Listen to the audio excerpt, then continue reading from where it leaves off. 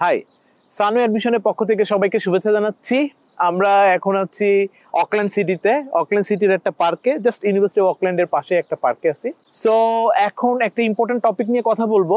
আমাদের সবার মধ্যে একটা ভ্রান্ত ধারণা আছে, অনেকে অনেক ধরনের ইনফরমেশন অ্যাকচুয়ালি দিয়ে থাকে, যে কারণে অনেক স্টুডেন্টগুলো অ্যাকচুয়ালি মিসগাইডেড হয়। পাশাপাশি প্রপারলি ইনফরমেশন অনেক সময় স্টুডেন্টদের পেতেও প্রবলেম হয়। সো আমার মনে হয়েছে ওয়াই নট যে আমরা এটা নিয়ে ডিটেলসে কথা বলি এবং স্টুডেন্টরা এই ব্যাপারে একটা ক্লিয়ার কনসেপ্ট পাক। সো সেই ক্ষেত্রে আমি আজকে কথা বলবো অ্যাকচুয়ালি গ্রিন লিস্ট প্রোগ্রাম নিয়ে, স্পেশালি তাদের জন্য যারা এ লেভেল অথবা এইচএসসি কমপ্লিট করেছে বাংলাদেশে, কিভাবে গ্রিন লিস্ট প্রোগ্রামে আসতে পারে এবং কোন কোন green list program actually green list program নিউজিল্যান্ডে, এবং সেই ক্ষেত্রে আপনার রিকোয়ারমেন্ট কি, এবং সেই ক্ষেত্রে আপনার পোস্ট স্টাডি ওয়ার্ক রাইট এই মুহূর্তের কি রুল, এটা নিয়ে আমরা এখন কথা বলবো। সো গ্রিন লিস্ট প্রোগ্রাম আমরা সবাই জানি যে আমাদের সব স্টুডেন্টরা কিন্তু গ্রিন লিস্ট প্রোগ্রামে আসতে চান।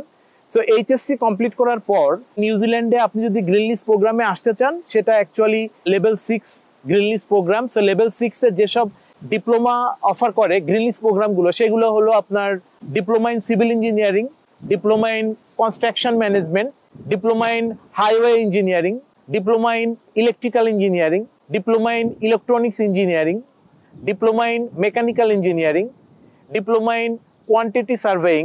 এই কোর্সগুলো কিন্তু আপনার সবই গ্রিন লিস্ট প্রোগ্রামের আন্ডারে। অর্থাৎ আপনি যদি গ্রিন লিস্ট প্রোগ্রামে আসেন লেভেল 6 এর, সেই ক্ষেত্রে কিন্তু আপনি পোস্ট স্টাডি ওয়ার্ক রাইট পাচ্ছেন। বাট সেই ক্ষেত্রে আপনি যদি গ্রিন লিস্ট প্রোগ্রামে না আসেন, সেই ক্ষেত্রে কিন্তু লেভেল 6 কমপ্লিট করে আপনি পোস্ট স্টাডি ওয়ার্ক রাইট পাবেন না। সো এই ক্ষেত্রে আপনার এই কোর্সগুলোর, যে গ্রিন লিস্ট কোর্সগুলো আমি উল্লেখ করলাম, এই কোর্সগুলোর অ্যাকচুয়াল রিকোয়ারমেন্ট কি?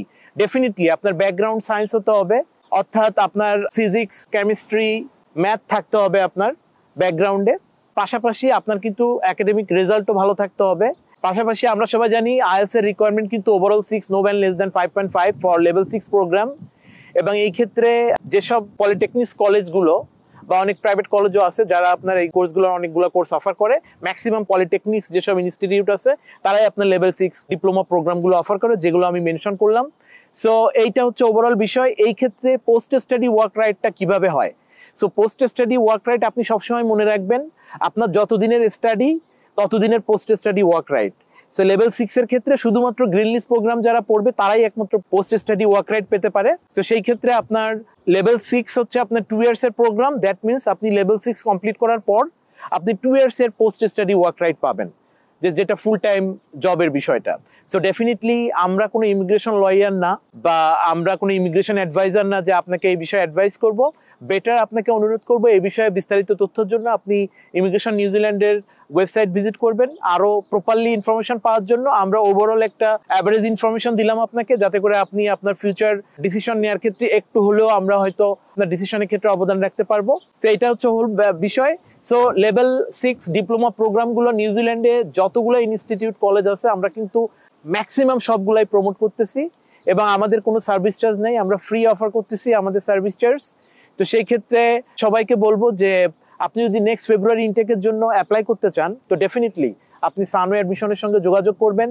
সো আমরা আপনাকে হেল্প করার জন্য, আমাদের পুরো ডেডিকেটেড টিম আছে আপনাকে হেল্প করার জন্য রেডি। সো আমরা এই মুহূর্তে অকল্যান্ডের সিটিতে আছি।